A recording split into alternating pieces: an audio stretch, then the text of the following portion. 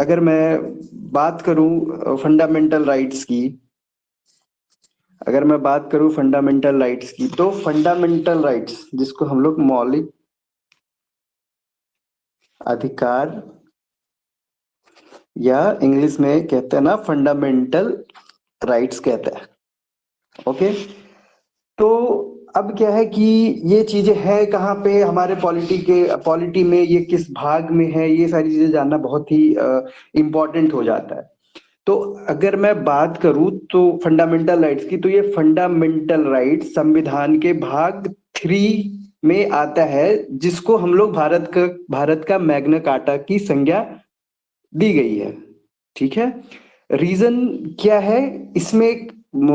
इसमें इसलिए इसको मैग्ना कार्टा कहा जाता है कि ये क्या है कि इससे हमारा जो व्यक्ति की चौमुखी विकास, जिसे भौतिक, बौद्धिक, नैतिक एवं आध्यात्मिक, ठीक है, इन सारी चीजों के लिए आवश्यक हो जाती है। और जो आवश्यक क्या है, उसके लिए हमें मूल अधिकार चाहिए। इसलिए मतलब अगर हम इस चौमुखी विकास के मद्देनजर देखते हुए सोचे तो ये इसीलिए हमारे लिए मूल भी हो जाता है। जो हमारा मूल अधिकार दिया गया है, इससे क्या है कि हमारा चौमुखी विकास है, चाहे हम भौतिकी की बात करें, चाहे बौद्धिक बात करें, या नैतिक की बात करें, या आध्यात्मिक की बात करें।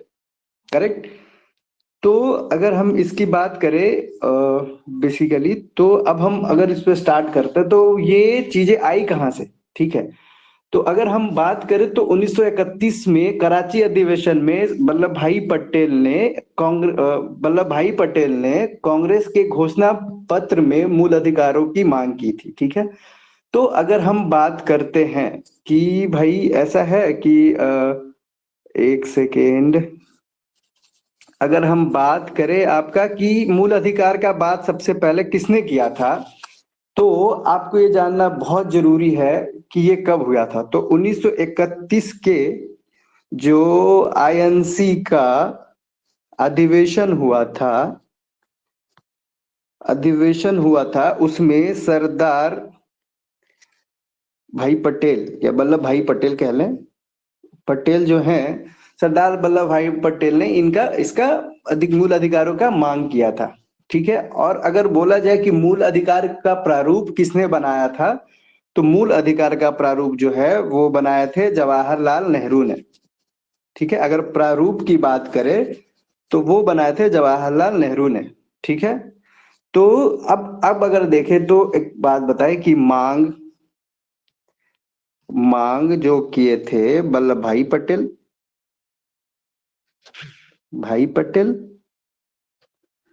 ओके, और जो प्रारूप इसका बनाए थे वो थे जवाहरलाल जेएल नेहरू।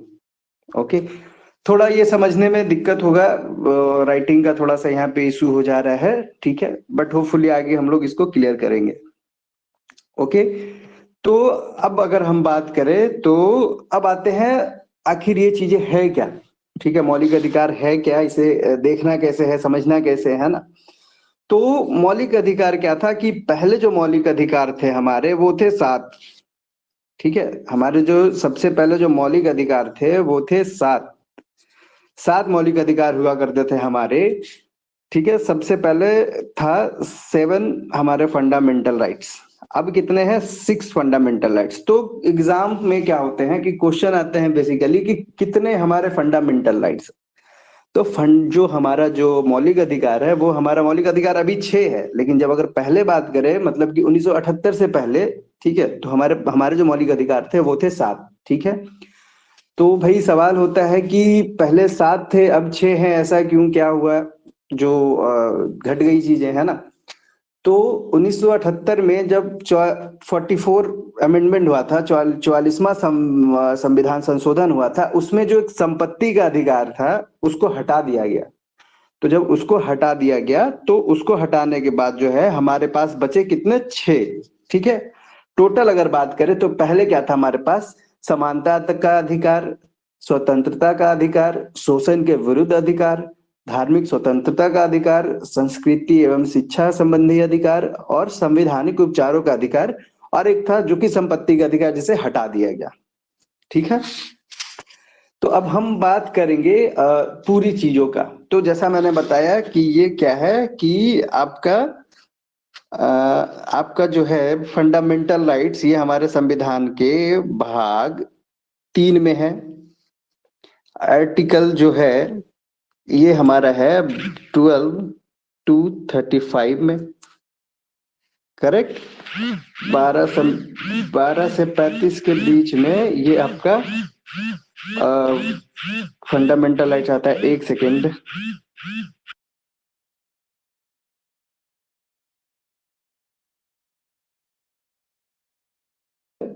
12 से 35 में के आर्टिकल में हमारा जो है वो क्या है, व्याख्या किया गया है मौलिक अधिकारों का। ठीक है, भाग 3 आर्टिकल 12 से 35 में इसका डिस्कशन है, करेक्ट।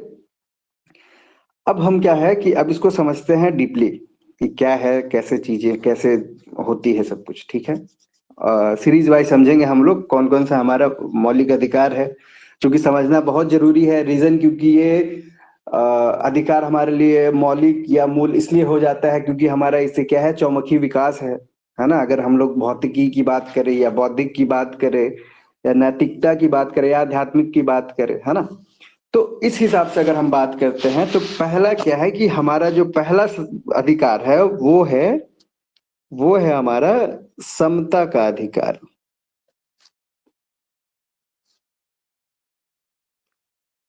ठीक है, समता का अधिकार जिसको डिफाइन किया गया है 14 to 18 आर्टिकल। ठीक है, आर्टिकल 14 से लेकर 18 तक में हमारा समता का अधिकार को डिफाइन किया गया है। ठीक है, तो अब हम इसको समता के अधिकार को समझते हैं कि आखिर ये सारी चीजें है क्या, है ना। तो अगर हम पहला आर्टिकल 14 की बात करें तो ये हमको बतलाता है कि इसका जो अर्थ निकल के आता है वो क्या है कि जो राज्य में, जो हमारे देश में जो व्यक्तियों के लिए कानून है वो सबके लिए एक समान है। ठीक है, मतलब जो कानून है हमारे देश में, हमारे राज्य में, वो सारे नागरिकों के लिए सेम है ना। तो अब इसमें भी क्या है, एक चीज अगर बात आती है, अगर कोई सवाल करता है कि भाई ऐसा है कि हमारे जो, अगर कानून की बात करें तो हमारे जो राष्ट्रपति हैं उनको उनको अरेस्ट क्यों नहीं किया जाता। ठीक है, अगर कानून तो सबके लिए सेम है तो हमारा एक क्या है कि भाई हम अब जो हमारे जो प्रेसिडेंट है उनको अरेस्ट नहीं किया जा सकता उनके तो ये इसको क्या है ना, एक अपवाद में रखा गया है। ठीक है, इसको हम लोग अपवाद में लेके चलते हैं कि भाई ऐसा है कि हम जो अगर जुर्म करते हैं तो उसके लिए सजा है। ठीक है, उनके लिए क्या है, पहले कमेटी बैठेगी, उसका एक प्रोसेस है। तो उनको क्या है कि डायरेक्ट अरेस्ट नहीं किया जाता है, इसलिए वो एक अपवाद में आता है। तो ये हमेशा याद रखिएगा। ठीक है, अब जो हमारा दूसरा है, मतलब कि दूसरा कह दे आर्टिकल 15। ठीक है, 15। अब आर्टिकल 15 क्या बताता है कि हम धर्म, नस्ल, जाति, लिंग, जन्म स्थान या इन सब चीजों के आधार पर किसी से भी भेदभाव नहीं करेंगे। ठीक है, भेदभाव करना निषेध है। ठीक है, किसी से हम जाति, किसी किसी के रंग, ठीक है, किसी के मूल वंश कह सकते हैं, या जन्म स्थान के आधार पे उससे हम लोग भेदभाव नहीं कर सकते।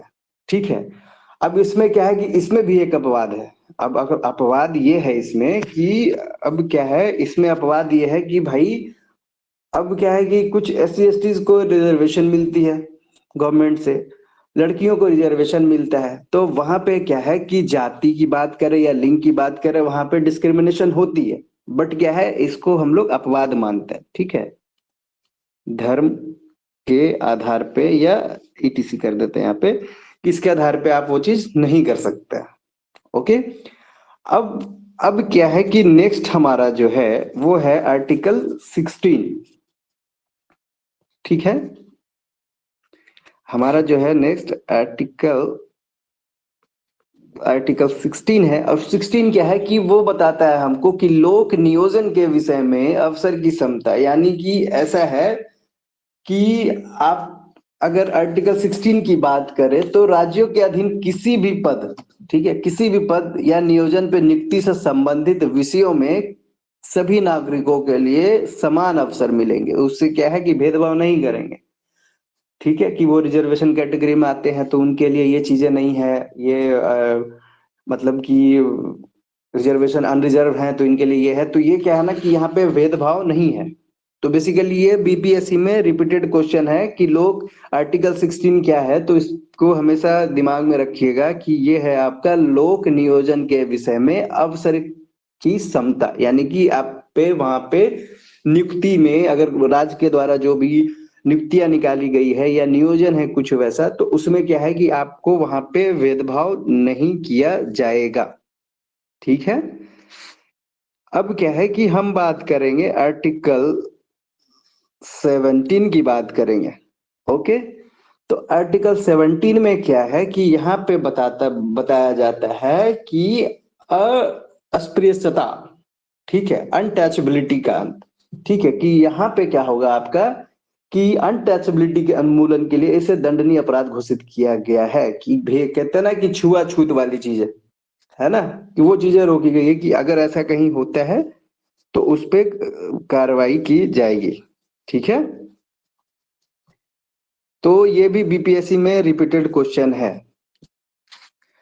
अब हम बात करेंगे आर्टिकल 18 की बात करेंगे। तो आर्टिकल 18 क्या बताता है कि उपाधियों का अंत। ठीक है, उपाधियों का अंत, इसका मतलब ये हमारे बीच निकल के आता है कि सेना या विद्या संबंधी सम्मान के सिवाय अन्य कोई भी उपाधि राज्य द्वारा प्रदान नहीं की जाएगी। समझ रहे बात को? सेना या विद्या संबंधी सम्मान, अगर सेना में कोई सम्मान मिल रहा है तो वो ठीक है, उसके अलावा जो है उसके अलावा कोई भी सम्मान नहीं दिया जाएगा। ठीक है, यह निषेध करता है, मतलब ये कह सकते हैं कि यह निषेध करता है कि राज्य सेना या विद्या संबंधी सम्मान के सिवा कोई उपाधि प्राप्त नहीं किया जा सकता। ठीक है, भारत का कोई नागरिक विदेशी राज्य से कोई उपाधि प्राप्त नहीं कर सकता है। ठीक है, कोई विदेशी राज्य के अधीन लाभ या विश्वास के किसी पद को धारण करते हुए किसी विदेशी राज्य से कोई भी उपाधि राष्ट्रपति की सहमति के बिना स्वीकार नहीं करेगा। जैसे कि कोई विदेशी है हमारे देश में आके रह रहे हैं, ठीक है, और वो यहाँ पे क्या है कि किसी लाभ या विश्वास वाले पद पे काम कर रहे हैं और उसे कोई विदेशी सरकार अगर सम्मान उपाधि देना चाहता है तो उसके लिए क्या है कि उनको राष्ट्रपति से अनुमति लेनी होगी। ठीक है, तो जो पहला था हमारा समता का अधिकार, right to equality, that is for from like 14 to 18, ये क्लियर हो गया। ठीक है, 14 बताया मैंने, 14 बताया मैंने, 15 बताया, 16 बताया, 17 बताया, 18 बताया। 14 में मैंने क्या बताया भाई कि क्या है कि आप सभी के लिए कानून बराबर होंगे, जिसमें एक अपवाद भी था।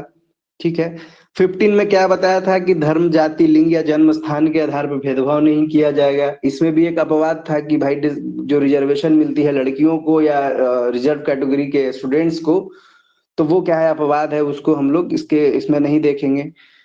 16 मैंने क्या बताया था कि भाई ऐसा है कि लोक नियोजन में आपको समान अवसर मिलेंगे, चाहे वो रिजर्व कैटेगरी के हो चाहे अनरिजर्व कैटेगरी के हो। 17 में मैंने क्या बताया था, अनटचेबिलिटी की बात बताया था मैंने, किसी से छुआछूत वो नहीं रखना है। 18 में क्या बताया था मैंने, उपाधियों का अंत। ठीक है, कि कोई राज्य सरकार किसी शिक्षा या सैन्य संबंधी उपाधियों के अलावा और कोई उपाधि नहीं दे सकते हैं। या कोई विदेशी हमारे देश में काम कर रहा है, ठीक है, तो विदेशी अगर हमारे देश में काम कर रहा है तो वो भी किसी लाभ या विश्वास वाले पद पे, तो वो बिना राष्ट्रपति से सहमति लिए हुए वो कोई भी दूसरी कंट्री से क्या करेगा, कोई भी उपाधि नहीं लेगा। ठीक है भाई, कानून है हमारे यहाँ का, ये चीज मानना पड़ेगा। ठीक है, अब क्या है कि अब हम अगर बात करते हैं तो अब जो बात करेंगे ये भी हमारे बहुत इंपॉर्टेंट हो जाता है। ठीक है, अब ये इंपॉर्टेंट कैसे होता है अब हम समझेंगे, है ना। तो अब इसको, अब क्या है भाई कि अब दूसरा जो है हमारा स्वतंत्रता का अधिकार। ठीक है, स्वतंत्रता का अधिकार, स्वतंत्रता का अधिकार। ठीक है, जिसको आर्टिकल 19 से 22 तक में रखा गया है। ठीक है, 1922 तक में रखा गया है। तो अब इसमें चीजें कैसे है क्या नहीं, अब तो क्या है कि हमको समझना पड़ेगा सीरीज वाइज से भाई, 19 20 21 22, है ना, जरूरी है। क्योंकि अगर ऐसे अगर बात होगी 19 से 22 तो स्वतंत्रता का अधिकार हो तो क्लियर होगा नहीं, है ना। तो इसके लिए क्या है कि हम लोग सिस्टमेटिक तरीके से अब बात करेंगे कि कैसे क्या चीज है। ओके, तो अब हम आते हैं सबसे पहला जो है हमारा 19, आर्टिकल 19, ठीक है। क्योंकि हम लोग 18 तक बात कर लिए थे। ओके, तो 19 में क्या बताता है कि भाई मूल संविधान में जो 7 तरह की स्वतंत्रता का उल्लेख किया गया है, ठीक है, अब वो सिर्फ 6 है। वो तो समझना पड़ेगा कि पहले क्या है कि पहले 7 था, अब 6 है। चूंकि 44वां जो अमेंडमेंट हुआ था, 44th अमेंडमेंट जो हुआ था 1978 में, ये चीज याद रखिएगा, ये आता है एग्जाम में, ठीक है, कि ये अमेंडमेंट कब हुआ था। तो ये याद रखिएगा, चूंकि ये महत्वपूर्ण हो जाता है एग्जाम के पॉइंट ऑफ व्यू से, ठीक है। तो अब क्या है कि हमारा जो फंडामेंटल राइट्स है वो है 6, है ना। तो अब जो हम लोग बात करेंगे भैया कि 19 की बात करेंगे, ठीक है। तो 19 में क्या बताया गया है कि सभी नागरिकों को 6 अधिकारों की गारंटी देता है। मतलब स्वतंत्रता के पॉइंट ऑफ व्यू से, स्वतंत्रता जिसको बोलते हैं फ्रीडम, है ना, फ्रीडम के पॉइंट ऑफ व्यू से वो दिया जाता है। तो ये क्या है भैया कि अब पहला अगर हम 19 की बात करें तो इसमें क्या है कि 19 में क्या है कि इसमें आपको मैंने क्या बताया आपको कि 6, है ना, 6 अधिकारों का गारंटी देता है। 6 अधिकार का गारंटी, मतलब अगर स्वतंत्रता की बात करें तो, ठीक है। तो अब इसमें क्या क्या आएगा, अब वो चीज हम आपको बताते हैं, है ना। तो ये सारी चीजें क्या है कि अब पहली चीज जो इसमें आती है ना, कि वाक्य एवं अभिव्यक्ति अभिव्यक्ति जिसको कहते हैं उसकी स्वतंत्रता। मतलब अगर आसान भाषा में बात करें, ठीक है, आसान भाषा में बात करें तो 19 ए में क्या है कि 19 ए में आपको बोलने की स्वतंत्रता है, ठीक है, बोलने की फ्रीडम है, मान लीजिए, ठीक है, बोलने की फ्रीडम है इसमें। तो इसीलिए क्या है कि यहाँ पे हमारे संविधान में सबको बोलने का अधिकार है, तो लोग अपना हमेशा स्टेटमेंट रखते हैं सारी चीजों में, है ना, चाहे वो राजनीतिक हो चाहे धार्मिक हो, कुछ भी हो कर देते हैं, बट हाँ किसी को ठेस नहीं पहुंचा सकते हैं वैसा कोई स्टेटमेंट देके। लेकिन हाँ बोलने की स्वतंत्रता क्या है, सबको है, ठीक है। अब क्या है कि बोल तो लिए हैं भैया, ठीक है, तो अब बोले हैं तो हम मतलब खुद तो नहीं बोलना है ना, खुद तो बोलना नहीं है, उसको क्या है कि किसी को सुनाना है, ठीक है। तो आर्टिकल 19 बी में क्या बताया गया है कि आपको क्या है कि शांतिपूर्ण बिना हथियारों के एकत्रित होने और सभा करने की स्वतंत्रता, ठीक है। अगर हम बोलेंगे तो किसको सुनाएंगे, है ना, सभा करने की स्वतंत्रता, ठीक है। तो भैया अब हम बोलेंगे तो वो हम किसको सुनाएंगे, तो उसके लिए सभा करना पड़ेगा, है ना। तो उसमें क्या है कि पहले 19 ए में ऐसे देखिए सीक्वेंस बनाइएगा दिमाग में कि अगर 19 ए में क्या बोल रहा है बोलने की स्वतंत्रता, है ना, तो बोलेंगे तो सुनाएंगे किसको भैया, तो उसके लिए क्या हमको सभा चाहिए, आदमी चाहिए ना। तो अब क्या है कि हम उसके लिए आदमी जुटाएंगे, तो मतलब कि आदमी क्या है कि जो उस वैसे लोगों को रखेंगे, है ना, कि अब जो क्या है मतलब वहां पे शांतिपूर्ण तरीके से सभा करेंगे और वहां पे हम अपनी चीजें जो है, जो हमारा मैटर है, जो हमको बोलना है वो चीज हम डिलीवर करेंगे, ठीक है यहाँ तक। अब क्या है कि इसी से रिलेटेड है, देखिए अब कैसे ये रिलेट कर जाता है। पहला बोले, बोले किसको, सभा के बीच में बोलना है, तो बोले, फिर सभा बनाए, सभा रखे, ठीक है। उसके बाद जब आदमी कन्वेंस हुआ है, हमसे जुड़ा, तो क्या है कि वहां पे 19 में है हमारा संघ बनाने का स्वतंत्रता, ठीक है। स्वतंत्रता, संघ बनाने का स्वतंत्रता, है ना। तो हम पहले बोलने का आजादी था। दूसरा में भाई मतलब कि शांतिपूर्ण बिना हथियार का क्या है कि एकत्रित हुए सब सभा बनाए। अब वहां से क्या है कि आदमी हमसे मैनिपुलेट हुआ, हम मेरा बात समझ में आया उसको। अब क्या है कि हम संघ बनाए, अब हमको इसके लिए कोई रोक टोक नहीं कर सकता। अब जैसे क्या पार्टी बनती है ना। पार्टी बनी, स्वतंत्रता है, तो लोग संघ बना लिए अपना एक एसोसिएशन जिसको बोलेंगे, है ना। अब क्या है कि अगर फिर रिलेट करें तो डी में अगर आते हैं तो डी में क्या कहता है कि किसी भी क्षेत्र में आवागमन की स्वतंत्रता। देश के किसी भी क्षेत्र में, किसी भी क्षेत्र में आवागमन, आवागमन का फ्रीडम, है ना। उतना जाएगा नहीं भाई, यहाँ पे समझ, फ्रीडम है। तो क्या है कि अब हम क्या है संघ बना लिए। अब संघ बना लिए तो हम अपना चीज क्या है कि डिलीवर करेंगे घूम घूम के, है ना। तो जब हम डिलीवर करेंगे घूम घूम के तो उसके लिए क्या है कि हमको आजादी चाहिए कि हम हर जगह जा पाए। तो 19 डी में यह बताता है आपको कि आप किसी भी क्षेत्र में जाके आवागमन कर सकते हैं, है ना। कोई दिक्कत? अगर कहीं पे किसी को डाउट हो तो प्लीज कमेंट बॉक्स में बताइएगा, ठीक है। तो अब क्या है, डी तक क्लियर हो गया कि अब हम बात करेंगे आपका, डी क्लियर हो गया, ई का बात करेंगे, है ना। ई में बात करेंगे तो अब हम कहीं आवागमन कर रहे हैं, है ना। तो अब जब आवागमन हम शुरू किए तो हमको कहीं रहने के लिए भी तो जगह चाहिए ना। ठीक है, कहीं जाएंगे तो हम कहाँ रहेंगे, तो उसके लिए क्या है कि हमको रहने के लिए भी जगह चाहिए। किसी भी, वो कह सकते हैं ना, किसी भी क्षेत्र में अगर हम गए तो किसी भी क्षेत्र में हम हमको क्या है, निवास करने और बसने की स्वतंत्रता होनी चाहिए। निवास करने और बसने की स्वतंत्रता, और बसने की है, ठीक है ना। तो पहला क्या था हम बोले। दूसरा क्या है कि हथियार के बिना एकत्रित होकर शांतिपूर्ण तरीके से क्या है कि एक सभा किए। उसके बाद सी में क्या है, हम संघ बनाए।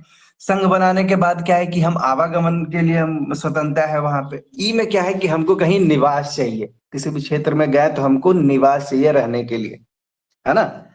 तो हमारा ई में हमारा जो 19 ई है वो बताता है कि अगर हम आवागमन अगर हम मतलब कहीं किसी क्षेत्र में जाते हैं तो हमको कहीं निवास करने या बसने की स्वतंत्रता है ना।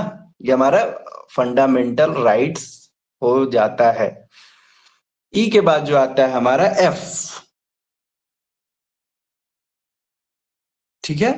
सॉरी, ई के बाद ऐसा, हालांकि जी बोलते हैं यहाँ पे, जी से डिनोट करते हैं, है ना। जी से डिनोट करते हैं। तो अब क्या है कि हमको अब रहने के लिए मिल गया, है ना। तो हम अपनी जीविका कैसे चलाएंगे, ठीक है।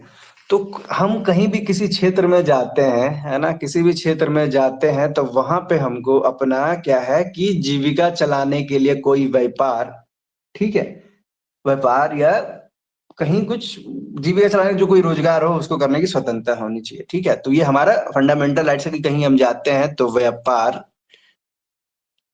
करने की स्वतंत्रता, करने करने की स्वतंत्रता, ठीक है। व्यापार करने की स्वतंत्रता, रीजन क्योंकि अब हम कहीं निवास किए तो हमको चाहिए, निवास करेंगे तो हमको अपनी जीविका भी तो चलानी है ना। तो जीविका चलाने के लिए हमको वो सारी चीजें चाहिए, है ना।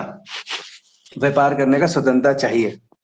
तो 19 19 में क्या है हमारा जो है 6 अधिकारों की जो गारंटी देता है। आई होप कि आपको समझ में आ गया हो, अगर नहीं आया हो तो मैं आपको फिर से वो सारी चीजें क्लियर कर देता हूँ। जैसे आर्टिकल, एक छोटा सा ब्रीफ दे देता हूं मैं। आर्टिकल 19 में ए, बी, सी, डी, ई, जी, ठीक है। तो ए में क्या था हमारा, बोलने का अधिकार था, है ना। बी में क्या था हमारा कि बोलेंगे तो कहीं तो बोलना है ना, ऐसे तो नहीं बंद कमरे में बोलना है। तो हमको उसके लिए क्या है कि सभा करने की जरूरत है। तो सभा जो हम करेंगे वो शांति पूर्वक और बिना हथियार के एकत्रित होकर हम कोई सभा कर सकते हैं, ठीक है। जैसे अभी किसान आंदोलन हुआ, सी की बात करें तो सी में क्या कहता है कि अगर ये हो गया तो हमारा फिर उसके बाद हम संघ बनाते हैं, ठीक है। अगर हम कहीं कोई सभा एकत्रित करके वहां पे हम अपना बात डिलीवर किए तो वहां से क्या है कि हम हैं भैया संघ बना सकते हैं, अपना एक एसोसिएशन बना सकते हैं, ठीक है। उसको बनाने की स्वतंत्रता है। उसके बाद संघ बना के हम क्या है कि देश में आवागमन कर सकते हैं, कहीं भी अपनी चीजों को डिलीवर कर सकते हैं, है ना।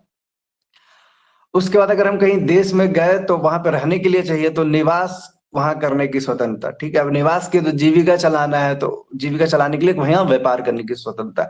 तो ये इंपॉर्टेंट है, रिपीटेड है बीपीएससी में, तो इसको भैया दिमाग में रखिएगा। रीजन क्योंकि मैंने आपको सीक्वेंस में बताया है और इसमें हमको नहीं लगता कि कहीं से आपको दिक्कत होना चाहिए। ए बी सी डी एक सीक्वेंस है, ये अगर सीक्वेंस है आप याद रखिएगा तो बीपीएससी या कोई भी सिविल सर्विस एग्जाम में पूछता है कि 19 बी में क्या है, सी में क्या है, डी में क्या है, ई में क्या है, जी में क्या है, तो आप बता पाइएगा, है ना। तो अब हम आते हैं 19 के बाद जो आर्टिकल्स आते हैं हम उस पर बात करेंगे अब, है ना। तो अब क्या है कि आर्टिकल 20 है ना। तो अब क्या है कि हमको 20 समझना है ना। तो 20 में क्या कहता है हमारा कि अपराधों के लिए दोष सिद्धि के संबंध में संरक्षण, ठीक है। क्या बोला, अपराध, है ना, अपराध के लिए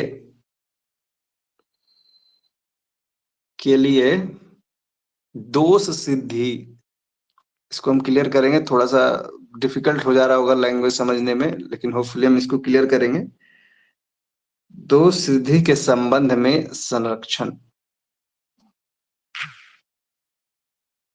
संबंधी संरक्षण, है ना। तो अब ये क्या है कि हम आपको बताते हैं, ठीक है, कि अब क्या है कि आर्टिकल 20 में हमारा जो मौलिक अधिकार है वो क्या कहता है कि किसी भी अभियुक्त या दोषी करार व्यक्ति, चाहे वो नागरिक हो या विदेशी या कंपनी व परिषद का कानूनी व्यक्ति हो, उसके विरुद्ध मनमाने और अतिरिक्त दंड से संरक्षण प्रदान करता है। अब देखिए ये क्या कह रहा है कि भाई कि किसी भी अपराध को, किसी भी व्यक्ति को एक अपराध के लिए सिर्फ एक बार सजा मिल सकता है ना। बोलता है ना कि एक खून करे तो भी फांसी, 7 खून करे फिर भी फांसी। तो उसी वही बता रहा है यहाँ पे क्या है कि किसी भी व्यक्ति को एक अपराध के लिए सिर्फ एक बार सजा मिलेगी, ठीक है। अपराध करने के समय जो कानून है उसी के तहत सजा मिलेगी, ना कि बाद में बनने वाले कानून के तहत। जैसे कि अगर आज देखते हैं कि अगर आज कोई इंसान मर्डर करता है तो उसको सजा, सपोज उसको 10 साल मिला, ठीक है, या नॉर्म से 10 साल मिलना है। कल को सरकार अगर बना देती है कि नहीं, जो मर्डर करेगा उसको भैया 20 साल मिलेगा, तो नहीं, ऐसा नहीं है। जो अभी मर्डर किया, जो अभी कानून है 10 साल वाला, उसको क्या है, उसी के तहत उसको सजा मिलनी है, ठीक है। तीसरा क्या बताता है कि किसी भी व्यक्ति को स्वयं के विरुद्ध न्यायालय में गवाही देने के लिए बाध्य नहीं किया जाएगा। कि अगर आपको कोई कह रहा है कि नहीं आप क्या गुनाह किया आप बताइए, जबरदस्ती किया जाएगा आपके साथ, ठीक है, कि आप गवाही बन जाइए, गवाही दे दीजिए, सरकारी गवाह बन जाइए, तो उसके लिए क्या है कि फोर्स नहीं किया जाएगा, ठीक है। तो ये चीजें हमको लगता है कि आपको आर्टिकल 20 क्लियर हो गया होगा। अब हम बात करेंगे जो इसके आगे है, वो है आर्टिकल 21, है ना। तो आर्टिकल 21 में क्या बताता है कि प्राण एवं दैहिक स्वतंत्रता,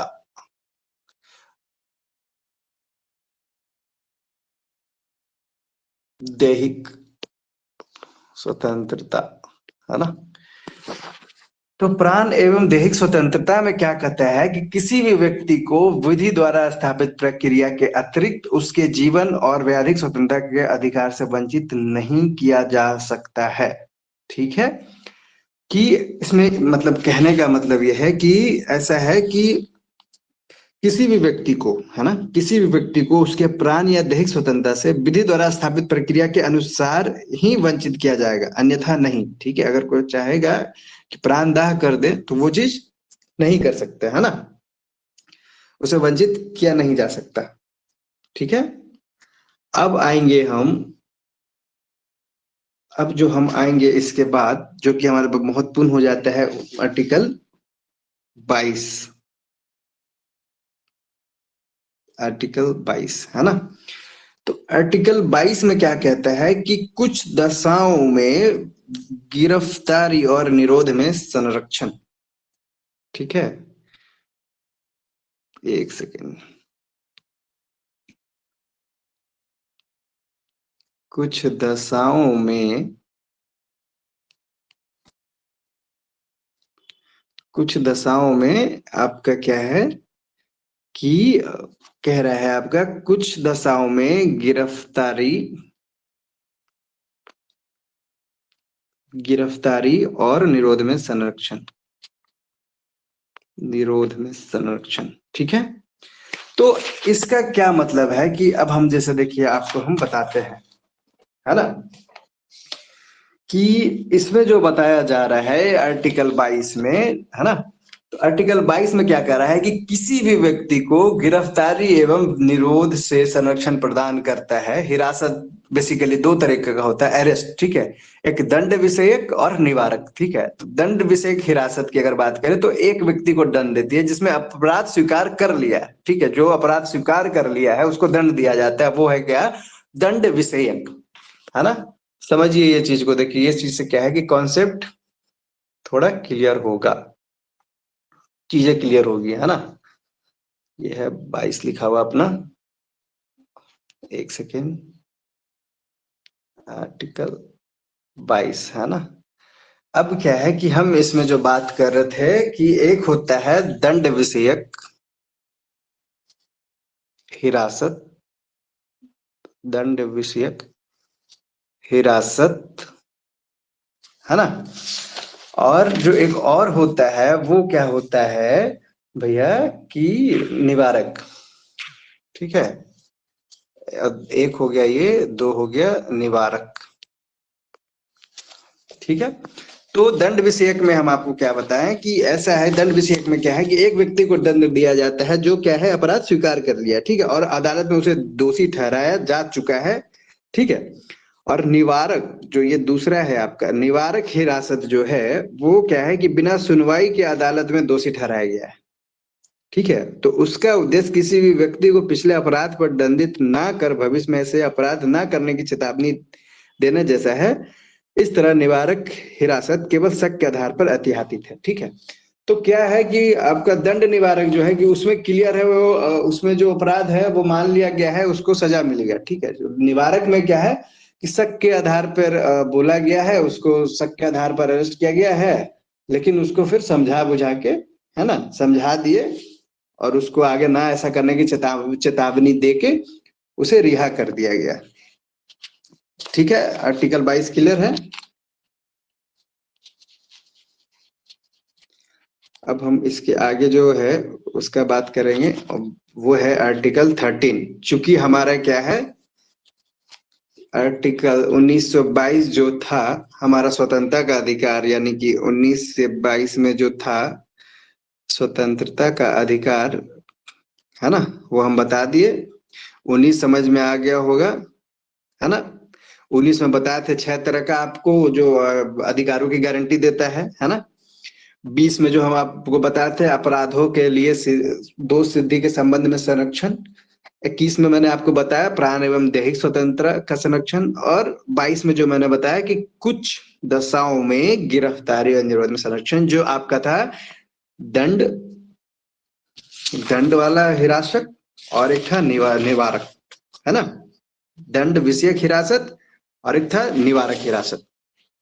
तो ये दो चीज थी। अब क्या है कि हम बात करेंगे 23, आर्टिकल 23-24 जो कि शोषण के विरुद्ध अधिकार है। एक सेकेंड, हम जो बात करेंगे अब जो बात है वो है हमारा आर्टिकल 23-24 स्वतंत्र शोषण के विरुद्ध, सॉरी माफ कीजिएगा,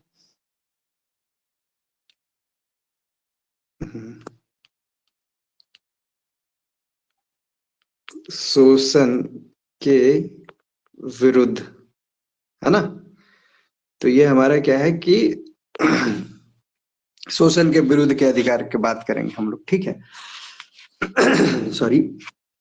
तो अब क्या है कि इसमें आर्टिकल 23 जो है, पहले तो हम लोग बात करेंगे किसका, आर्टिकल 23 का, है ना। आर्टिकल 23 का हम लोग पहले बात करेंगे। आर्टिकल 23 में क्या बताया गया है, ठीक है। तो आर्टिकल 23 में जो बताया गया है कि मानव के दुर्व्यापार और बाल श्रम का प्रतिषेध, है ना। तो इसमें बेसिकली याद रखिएगा कि जो कि ये बार बार पूछता है बाल श्रम से रिलेटेड सवाल, और जो LSW जिनका ऑप्शनल होगा उनके लिए भी ये हेल्पफुल होगा, ठीक है। तो ये क्या है कि बाल श्रम से रिलेटेड है। उतना लिखूंगा तो आएगा नहीं स्क्रीन पे, मैं इसलिए थोड़े में लिख के मैं बता रहा हूँ यहाँ पे। ये जो है बाल श्रम, ठीक है, बाल श्रम का प्रतिषेध करता है कि ऐसा है कि इसके द्वारा जो है, ठीक है, इसके द्वारा जो है किसी भी व्यक्ति की खरीद बिक्री बेगारी, है ना, तथा किसी प्रकार का अन्य जबरदस्ती लिया हुआ श्रम निषिद्ध ठहराया गया है, ठीक है। इसमें क्या बताया गया है कि आपको क्या है कि बाल श्रम नहीं रखना है, ठीक है। बाल जो है, बाल श्रम मतलब बच्चे लोग को आपको कहीं अपने व्यापार में नहीं रखना है, शामिल नहीं करना है, उससे श्रम नहीं लेना है, ठीक है। तो 23 हमारा ये चीज बताता है। अब क्या है कि 24 24 जो इसी चीज से संबंधित है ना। 24 क्या बताता है कि बालकों के नियोजन का प्रतिषेध, यानी कि देखिए बताते हैं हम आपको, बालकों के नियोजन नियोजन का प्रतिषेध। इसका क्या मतलब निकल के आता है कि मतलब इसका ये है कि 14 वर्ष से कम आयु वाले किसी भी बच्चे को कारखानों या किसी संस्था या अन्य किसी जोखिम भरे काम पर नियुक्त नहीं किया जा सकता, ठीक है। तो अगर बीपीएससी में हालांकि सवाल भी इस पे आया है, उसमें पूछा गया था कि 14 वर्ष से कम उम्र वाले बच्चों बच्चों को किसी कारखानों में काम करने के लिए किस में प्रतिषेध है, किस आर्टिकल के तहत। तो ये याद रखना है आपको, वो आर्टिकल 24 के तहत, है ना। तो आई होप कि 23-24 समझ में आ गया होगा, क्योंकि ये क्या है कि आपका शोषण के विरुद्ध अधिकार है, मतलब किसी से जबरदस्ती नहीं करना है, बच्चों को उससे श्रम नहीं लेना है ना। जो 14 वर्ष से कम बच्चे हैं उनसे अपने कारखाने में काम नहीं लेना है, और वैसे जगह काम नहीं लेना है जहां पे क्या है कि जोखिम भरा है ना। अब अगर हम बात करें कि अब हमारा जो होता है इसके बाद शोषण विरोध के बाद जो होता है धर्म की स्वतंत्रता का अधिकार, जो हमारा कवर करता है आर्टिकल 25 to 28, है ना। तो इसको हम सीरीज वाइज में देख लेंगे, 25, 26, 27, 28 ऐसे करके, है ना। तो पहले हम समझ लेते हैं कि धर्म की स्वतंत्रता की क्या बात हो रही है, ठीक है। तो चूंकि हमारा देश क्या है, सांप्रदायिक देश है, यहाँ पे क्या है कि हर एक धर्म को समान बराबर समझा जाता है ना। तो ये इस आर्टिकल में वही सारी चीजों को बताया गया है। तो हम अगर सीक्वेंस वाइज देखते हैं तो पहला हम देखेंगे क्या कि आर्टिकल 25, है ना। तो आर्टिकल 25 में भैया ये बताता है कि अब जो है कि क्या कहते हैं इसमें कि आर्टिकल 25 में जो बताया जा रहा है कि अंतःकरण की और धर्म के अबाध रूप से मान्य आचरण प्रचार करने की स्वतंत्रता है ना। अगर कोई चाहता है, ठीक है, किसी भी धर्म का प्रचार करना, है ना, तो कोई किसी भी धर्म का प्रचार करना चाहता है तो उसको हम रोक नहीं सकते, है ना। अगर हम पूरा अगर सिस्टमेटिक तरीके से समझे तो उसमें क्या कहा जाता है कि अनुच्छेद 25 के अनुसार सभी व्यक्तियों को अंतःकरण की स्वतंत्रता का और धर्म के अबाध रूप से मानने, आचरण करने और प्रचार करने का समान हक है, ठीक है। अगर कोई चाहता है कोई भी रिलीजन को अपनाना तो वो अपना सकता है, वो इसके लिए फ्री है, ठीक है। इसके लिए उसको उस पे कोई उसको इस चीज की स्वतंत्रता मिली हुई है, ठीक है। तो अब क्या होता है कि अब आपको बार बार सुनने को मिल रहा होगा अंतःकरण, है ना, अंतःकरण की अंतःकरण, है ना। तो आपको लग रहा हो कि भाई हम क्या बोल रहे, तो अंतःकरण जो है वो क्या बताता है कि किसी भी व्यक्ति को भगवान या उसके रूपों के साथ अपने ढंग से अपने संबंध को बनाने की आंतरिक स्वतंत्रता, ठीक है। हमारा भगवान है, हम चाहेंगे कि यहाँ पे रख के पूजे, ठीक है, या वो अपने हिसाब से जैसे करना चाहता है वो उसको आर्टिकल 25 के तहत उसको इस चीज की स्वतंत्रता स्वतंत्रता दी गई है ना। दूसरा इसमें बताया गया था कि मानने का अधिकार, तो आप अपने धार्मिक विश्वास और आस्था की सार्वजनिक और बिना भय की घोषणा करने का अधिकार, कि हमको क्या है कि मेरा जो धार्मिक विश्वास है इस देवी देवता में, इस धर्म में, क्या है कि वो किसी से डरना नहीं है, वो चीज आप क्या कह सकते हैं, एक्सेप्ट कर सकते हैं, है ना। अब हम बात करते हैं, अब इसमें एक पॉइंट आया था आचरण का अधिकार भी, है ना, आचरण का और प्रचार का।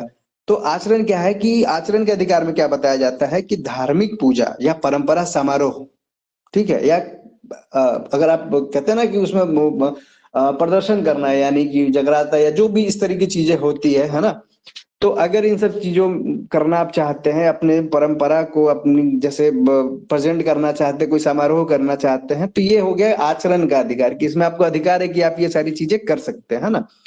उसके बाद आता है क्या कि एक लाइन और मैंने बोला था कि प्रसार का अधिकार, है ना। तो प्रसार का अधिकार जो मैंने बताया था उसमें क्या बताया गया है कि अपनी धार्मिक आस्थाओं को अन्य को प्रचार या प्रसार कर सकते हैं, है ना। तो मैंने क्या बताया था, पहला जो बताया था वो था अंतःकरण, ठीक है, समझिएगा आर्टिकल 25 में ये चीज था, ठीक है, आर्टिकल 25 में ये बताया गया था कि किसी भी व्यक्तियों को अंतःकरण या करण की स्वतंत्रता और धर्म का अबाध रूप से मानने, आचरण और प्रचार करने का समान हक है, ठीक है। तो पहला क्या आर्टिकल 25 में किसकी किसी स्वतंत्रता है, तो अंतःकरण, अंतःकरण जो मैंने बताया आपको कि किसी भी भगवान को अपने ढंग से वो मान सकता है। दूसरा क्या है, मानने का अधिकार, मैंने बताया आपको, ठीक है, मानने का अधिकार में मैंने क्या बताया आपको कि आप किसी भी अपने धार्मिक विश्वास और आस्था को सार्वजनिक और बिना भय के घोषणा करने का अधिकार है, कि आप घोषणा कर सकते हैं कि हम इस धर्म के हैं, या हम इस भगवान को पूजते हैं, है ना, इसके लिए डरने की कोई बात नहीं। तीसरा मैंने बताया था आचरण, ठीक है, आचरण का अधिकार। तो आचरण का अधिकार में क्या था कि आप जो आपकी परंपरा है, जो आप अगर किसी धार्मिक पूजा में समारोह करना चाहते हैं, ठीक है, या इस तरह की विचारों का अपना प्रदर्शन करना चाहते हैं, तो उसके लिए आप स्वतंत्र हैं। और चौथा जो मैंने बताया था वो था प्रसार, प्रसार का अधिकार, ठीक है, का अधिकार। तो प्रसार का अधिकार में बेसिकली क्या था कि आपका जो धर्म है आप उसका प्रचार प्रसार कर सकते हैं, इसके लिए आपको कहीं पे कोई रोक टोक नहीं नहीं है, ठीक है। तो अब क्या देखते हैं कि इन सब चीजों से यह स्पष्ट हो जाता है कि अनुच्छेद 25 जो है वो केवल धार्मिक विश्वास को नहीं बल्कि धार्मिक आचरणों को भी समाहित करता है, ठीक है। और यह अधिकार सभी व्यक्ति नागरिकों को एवं गैर नागरिकों के संबंध के मतलब गैर सबके लिए उपलब्ध है, ठीक है। मैंने बताया भी था आपको शुरू में ही कि क्या है कि मूल अधिकार हमें मुख्य विकास कराता है ना, चाहे वो आध्यात्मिक हो, नैतिक हो, बौद्धिक हो या भौतिक हो, ठीक है। तो जैसे जैसे आर्टिकल बढ़ रहा होगा आपको समझ में आ रहा होगा कि हमारा भौतिक विकास कैसे है, हमारा बौद्धिक विकास कैसे है, हमारा नैतिक विकास कैसे है, हमारा आध्यात्मिक विकास कैसे है ना। तो आर्टिकल 25 के डिस्कशन करने के बाद हम बात करेंगे आर्टिकल 26 की, है ना। किसकी बात करेंगे, आर्टिकल 26 की। तो आर्टिकल 26 क्या है कि आर्टिकल 26 आपको ये बतलाता है कि धार्मिक कार्यों की प्रबंध की स्वतंत्रता, है ना, धार्मिक कार्यों के प्रबंध की स्वतंत्रता, है ना। तो अब ये क्या चीज है, तो व्यक्ति को अपने धर्म के लिए संस्थाओं को की स्थापना व पोषण करने, विधि सम्मत संपत्ति के अर्जन या प्रशासन का अधिकार है ना। तो अब क्या है कि हम अपने अगर हम कोई मंदिर खोलते हैं या कुछ है, तो उसके लिए अगर हमको कोई कुछ चैरिटी वाला वैसा कुछ बनाना है ना, उससे संबंधित कुछ प्रचार प्रसार करना है, तो क्या है कि हम वो चीजें सॉरी प्रचार प्रसार नहीं, मतलब प्रशासन का अधिकार हो या एक कमिटी बनती है ना, तो वो चीज करना है, तो उसके लिए हम आजाद हैं, वो हमारा अधिकार है, ठीक है। इसके बाद आता है 27, ठीक है। तो 27 में क्या बताता है, 27 की 27 जो उल्लेखनीय है, जो बताया गया है कि वो बताया कि किसी भी व्यक्ति को, मतलब अगर बात करें तो वो बताया गया है कि किसी भी व्यक्ति को किसी विशिष्ट धर्म या धार्मिक संप्रदाय की अभिव्यक्ति या पोषण में व्यय करने के लिए करों की संध्या हेतु बाध्य नहीं किया जाएगा। ठीक है, अगर दूसरे शब्दों में इसको समझे तो राज्य कर के रूप में एकत्रित धन को किसी विशेष धार्मिक उद्यान में रख रखाव के लिए व्यय नहीं कर किया जा सकता। अगर किसी राज्य सरकार को टैक्स आ रहा है ना, पैसे आ रहे हैं, तो वो क्या है कि वो किसी इंडिविजुअल धर्म के लिए वो उसमें व्यय नहीं कर सकता है ना। तो आर्टिकल 27 में ये चीजें बताई गई है कि किसी आप इंडिविजुअल धर्म के लिए आप वो चीजें खर्च नहीं कर सकते, वो जो टैक्स है वो नहीं कर सकते खर्च, है ना। अब क्या है, आर्टिकल 28 की बात करेंगे। ठीक है, तो आर्टिकल 28 में क्या बताया गया है कि भैया ऐसा है कि मतलब धार्मिक शिक्षा में उपस्थित होने की स्वतंत्रता, लिख देते हैं तो ज्यादा समझ में आएगा। ये धार्मिक शिक्षा में उपस्थित, है ना, उपस्थित होने की स्वतंत्रता है इसमें। तो इसमें क्या बताया गया है कि मतलब इस अनुच्छेद के अंतर्गत बताया गया कि राजनिधि से पूर्णतः पोषित किसी शिक्षा संस्था में कोई भी धर्म शिक्षा ना दी जाए। ठीक है, हालांकि यह व्यवस्था उन संस्थानों में लागू नहीं होती है जिनका प्रशासन तो राज कर कर रहा हो, लेकिन उसकी स्थापना किसी न्यास के अधीन हुआ हो या विन्यास के अधीन हुआ हो। ठीक है, समझ रहे हैं बात को, है ना। तो इसमें क्या है कि आर्टिकल 18 में जो है क्या है कि इन सब चीजों पे इस मुद्दे को लेकर बताया गया, ये अधिकार हमारा बताया गया है ना। अब हम बात करेंगे कि आर्टिकल 29 को लेकर, है ना, कि 29 क्या है, क्योंकि 25 से 28 हमारा क्या था, 25 से 28 जो था हमारा वो था धर्म की स्वतंत्रता, जिस पर हम लोग डिस्कशन कर लिए, है ना। अब क्या है कि हमारा जो नेक्स्ट है वो है आर्टिकल 29 और 30। ठीक है, 29 और 30 है ना। तो 29 और 30 को हम समझे तो 29-30 में क्या बताया गया है कि संस्कृति एवं शिक्षा संबंधी अधिकार, संस्कृति एवं शिक्षा संबंधी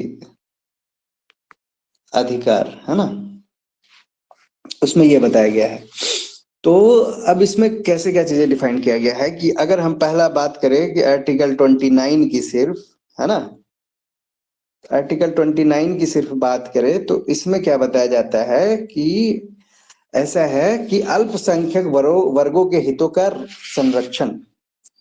ठीक है, जो माइनॉरिटीज हैं, जो हमारे अल्पसंख्यक हैं, है ना, जो हमारे अल्पसंख्यक हैं, अल्पसंख्यक जिसको हम लोग माइनॉरिटीज भी कहते हैं, अल्पसंख्यक जो है उनके हितों का संरक्षण। ठीक है, इनके हितों का संरक्षण।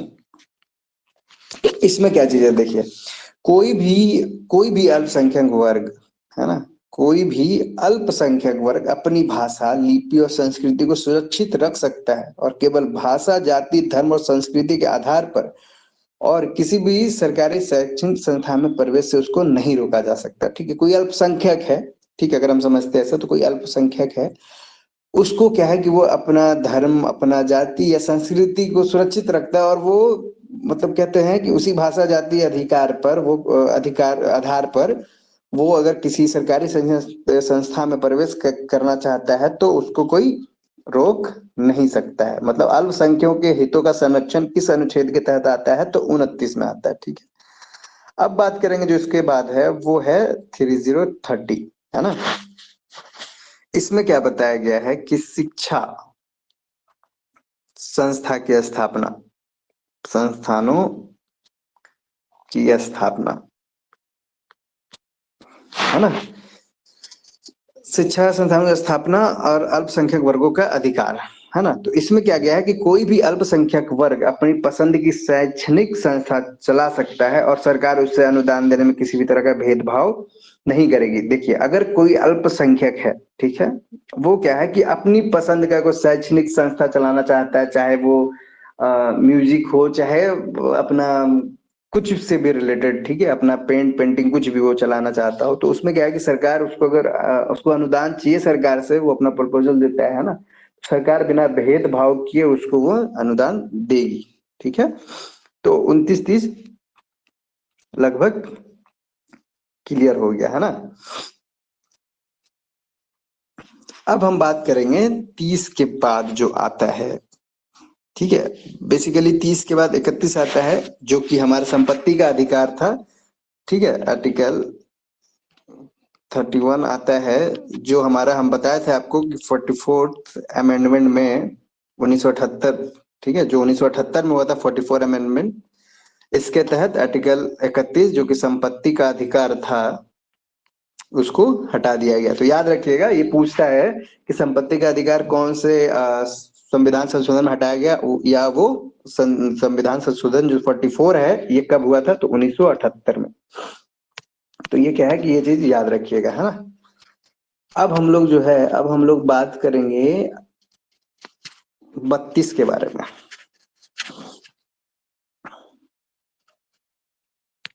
आर्टिकल 32, ठीक है। आर्टिकल 32 में हम क्या बताए थे आपको कि संवैधानिक